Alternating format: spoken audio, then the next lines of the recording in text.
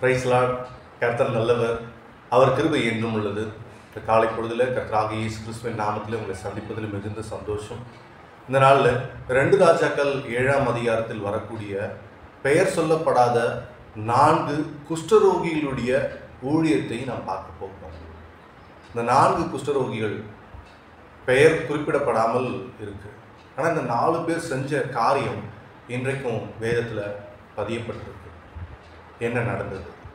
தேசத்தை எல்லாரும் சுற்றி வளைச்சிருக்காங்க.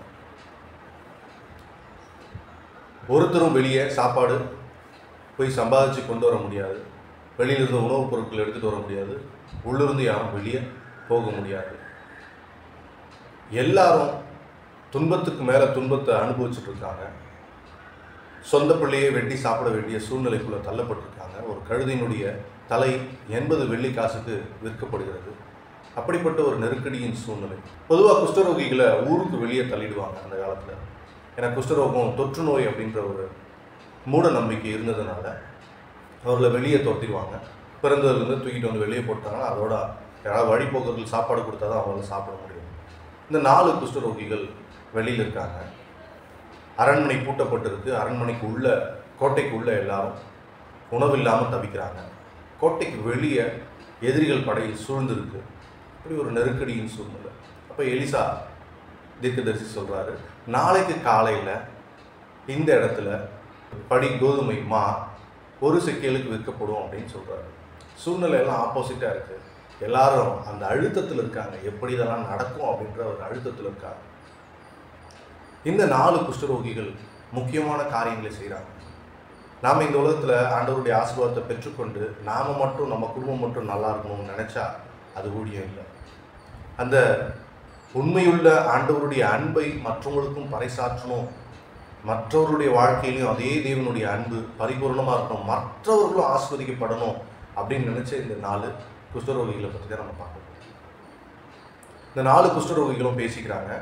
நாம் கோட்டைக்குள்ளே போனாலும் பஞ்சத்தில் சாகும், இங்கேயே சும்மா உட்காந்துருந்தாலும் பசியில் செத்து போகும்.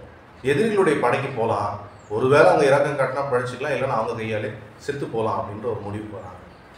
ஆனால் ஏதோ ஒரு விசுவாசத்தில் அவங்க அடி எடுத்து வைக்கிறாங்க. எதிரியினுடைய படைக்கு போகலாம் அப்படின்னு ஒரு முடிவு எடுக்கிறாங்க. நாம் கூட ஒரு கம்ஃபர்ட் ஜோனில் இருக்கோம். இந்த ஆண்டவரை பற்றி சொல்லலாமா வேணாமா? நாம் இன்றைக்கி வேலைக்கு போய்ட்டுருக்கோம், நல்லா சம்பாதிக்கிறோம், நம்ம குடும்பம் நல்லா இருக்குது, நான் ஆண்டவரால் ஆஸ்வதிக்கப்பட்டிருக்கேன். ஆனால் இந்த தேவனை போய் மற்றவங்ககிட்ட சொல்ல போனால் நான் வேலையை விட்டுட்டு போனால் தான் வந்து என்னுடைய சூழ்நிலையெல்லாம் நான் டவுன் லெவலுக்கு கொண்டு வந்துடணுன்ற ஒரு பயத்தில் யாரும் சுவிசேஷத்தை போய் சொல்கிறது இல்லை. ஆனால் இவங்க எதிரிகளுடைய படைக்கே போகலாம் அப்படின்னு முடிவு பண்ணுறாங்க. 3 இடத்துல உங்களுக்கு சாவு நிச்சயம். ஒன்று பஞ்சத்தில், அரண்மனைக்குள்ளே போனால் பஞ்சத்தில் சாகணும். கோட்டைக்கு வெளியே உட்காந்துருந்தாலும் வழிபோக்கர்கள் யாரும் இல்லாதனால அவங்களுக்கு சாப்பாடு கிடைக்காது, அங்கேயும் சாகணும். ஆனால் இவங்க ஒரு முயற்சி எடுக்கிறாங்க. எதிரி படைக்கு போகலாம், ஒன்று சாகணும் இல்லை பிழைக்கணும் அப்படின்னு ஒரு முடிவோடு போகிறாங்க. இந்த தைரியம் அவங்களுடைய விசுவாசத்தை காட்டுது. போய் பார்ப்போம் அப்படின்னு போகிறாங்க. போனால் எதிரிகள் யாருமே இல்லை. அங்கே அவங்க நல்ல சாப்பாடு கிடைக்கிறதெல்லாம் சாப்பிட்டுட்டு தங்கம் வெள்ளி எல்லா பொருட்களையும் எடுத்துக்கிட்டு ஆடைகள்லாம் எடுத்துக்கிட்டு சந்தோஷமாக இருக்கிறாங்க.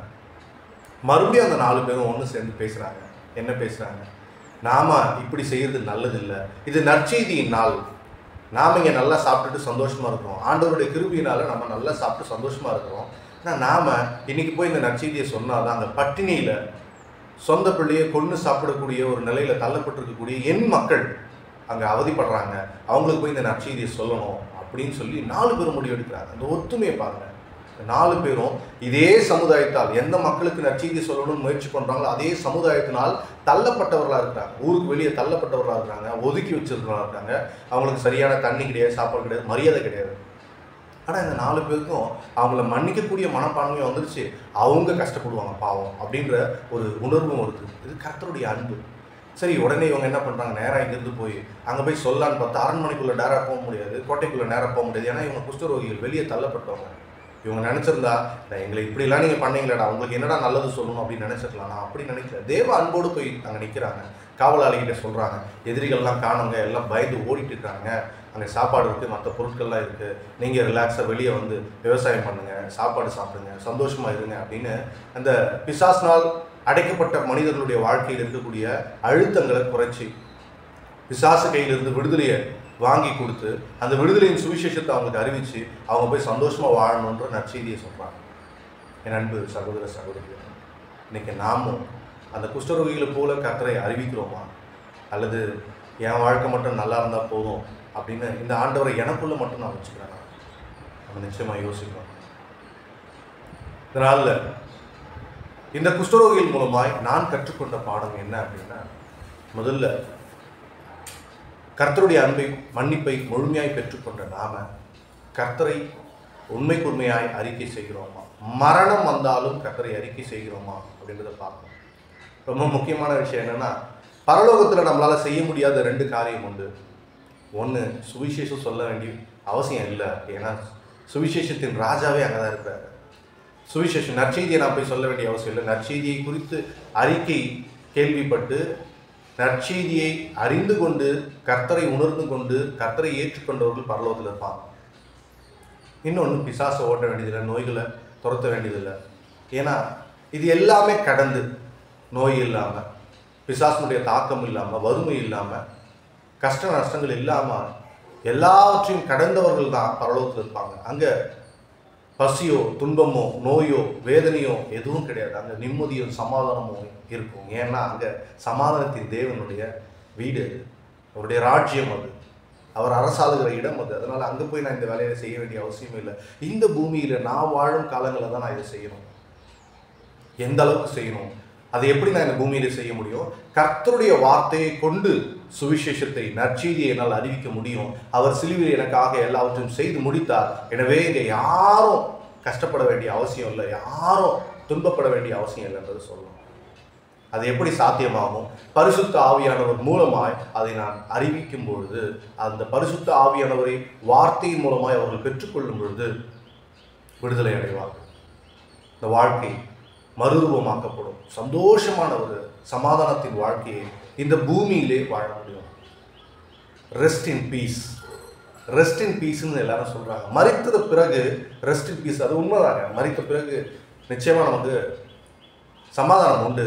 ஆனால் தேவன் கல்லறையிலிருந்து உயிரோடு எழுந்து வந்து சொன்ன முதல் வார்த்தை, உங்களுக்கு சமாதானம் எங்கே சொல்கிறாருன்னா பூமியில் சொல்கிறாரு. இந்த பூமியில் அவருடைய சமாதானத்தை முழுமையாக பெற்றுக்கொண்டால்தான் பரலோகத்தில் அவருடைய சமாதானத்தை முழுமையாக பெற்றுக்கொள்ள முடியும்.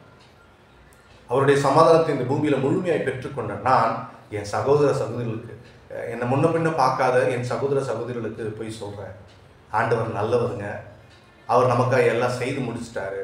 அதனால தான் பரலோகத்தில் செய்யப்படுவது போல பூலோகத்திலும் செய்யப்படுவதாகன்னு சொல்றார். பரலோகம்ன்றது பரலோகத்தில் மட்டும் இருக்க வேண்டிய ஒரு காரியம் அல்ல, பூலோகத்திலும் பரலோகத்தை கொண்டு வரக்கூடிய காரியங்களை செய்யக்கூடியவர்களாய் நாம் மாறணும். இந்த ஜெபம் தான் அர்த்தமுள்ள ஜெபமா இருக்கும். இந்த வாழ்க்கை தான் அர்த்தமுள்ள வாழ்க்கையா இருக்கும். என் அன்பு சகோதர சகோதரிகளே, ஆண்டவர் சொல்றாரு, விசுவாசிகளால் செய்யக்கூடுவன் அவன. விசுவாசிகள் என்னென்னலாம் செய்வாங்க அப்படின்னு சொல்றாரு. சொல்லிட்டு, நான் செய்வதை தானும் செய்வான், என்னிலும் அதிகமானவைகளை செய்வான் அப்படின்னு நம்மளை பார்த்து தான் சொல்றாரு. அவரை விட நாம் அதிகமாக செயல்படுவோம், அவரை விட அதிகமாக அற்புதங்களை செய்வோம்னு கர்த்தர் சொல்றாரு. இந்த வார்த்தைகள்லாம் ரொம்ப ரொம்ப முக்கியம். என்ன, கர்த்தராகிய இயேசு கிறிஸ்துவின் நாமத்தை கொண்டு இங்கே வியாதிகளை விரட்ட முடியும், பிசாசை துரத்த முடியும், வறுமையை துரத்த முடியும், எல்லா காரியங்களும் நம்மளால் இந்த பூமியில செய்ய முடியும். பூமியை பரலோகம் போல மாற்றுகிறதற்காக வந்த தெய்வம் நம் மூலமாய் அதை செய்வேன் என்று சொல்லியிருக்கிறார். இங்கே விசுவாசிகளால் செய்யக்கூடியதான, அதாவது பிலீவர்ஸ், ஆண்டவரை நம்புறவங்களால செய்யக்கூடிய காரியம் அவரை விட அதிகமாக இருக்கும் அப்படின்னு சொல்றாரு. எந்த தேவன் இப்படி சொல்லுவாங்க? எல்லா தேவனும் எல்லா குவாலிஃபிகேஷனும் அவங்ககிட்டே வச்சுப்பாங்க, இந்த உலக பிரகாரமா சொல்லப்படுற தேவர்கள் எல்லாம். ஆனால் இந்த தேவன் நமக்குள்ள இருக்கிறதுனால அவரை தாண்டி அநேக அற்புதங்களை நம்மளால் செய்ய முடியும்னு சொல்றாரு. நீங்க எல்லாம் கடவுளுடைய பிள்ளைகள்னு சொல்றாரு. அப்பா 10 அடி பாஞ்ச பிள்ளை 16 அடி பாயும் அப்படின்னு உலக பழமொழி இருக்கு. ஆனால் அதை உண்மைக்குண்மையாய் சொல்லுகிற தேவன் நம் தேவன். நான் செய்வதை தானும் செய்வான், என்னிலும் அதிகமானவைகளை செய்வான். அப்பா என்ன நினைக்கிறாருன்னா, அவர் மட்டும் கடவுளாக இருக்க நினைக்கல, அவருடைய பிள்ளைகளும் கடவுளுடைய பிள்ளைகளாக இருக்கணும்னு நினைக்கிறார். ஆளுகை செய்யக்கூடியவர்களாக இருக்கணும்னு நினைக்கிறார். எனவே இந்த குஷ்டரோகிகளை போல நாமும் கர்த்தருடைய அன்பை பெற்றுக்கொண்டிருக்கிறோம். நம்மளை குஷ்டரோகிகள் போல ஆண்டவரை பற்றி சொல்கிற இடங்கள்லாம் தள்ளி விடுவாங்க, வெறுத்து தள்ளுவாங்க. ஆனால் அதெல்லாம் கன்சிடர் பண்ணாதீங்க. உண்மையாகவே கர்த்தருடைய வார்த்தையை நம்பி பிழைக்கக்கூடியவர்கள் இருக்கிறாங்க. கர்த்தருடைய வார்த்தையை அறியாமல் வாழ்க்கையை மாய்த்து கொண்டிருக்கக்கூடிய சகோதர சகோதரிகள் இருக்காங்க. கர்த்தரை அறியாமல் இந்த உலக வாழ்க்கையை வேஸ்ட், மனுஷனையை நம்பக்கூடாதுன்னு ஒரு டீக்ரோத்துக்குள்ள நெகட்டிவிட்டியான தாட்டுக்குள்ள போயிடுவவங்களும் இருக்கிறாங்க. என் அன்பு சகோதர சகோதரி, கர்த்தருடைய வார்த்தையை உண்மையாய் அறிவிப்போம், கர்த்தருடைய சுவிசேஷத்தை உண்மையாய் சொல்லுவோம், கர்த்தருக்காக உண்மையாய் வாழ்வோம். இதை அந்த 4 குஷ்டரோகிகளும் நமக்கு எடுத்துக்காட்டாக இருக்கிறாங்க. அவர்கள் போய் நற்செய்தி அறிவித்த உடனே அவங்க எல்லாரும் வெளியே வந்து சமாதான சந்தோஷத்தோடு வாழ்ந்தாங்க. உயிரோடு வந்த தேவன் நம்மிடத்தில் சொன்னது, உங்களுக்கு சமாதானம், ரெஸ்ட் இன் பீஸ் இந்த பூமியில தான் வேணும், பரலோகத்தில் இல்லை.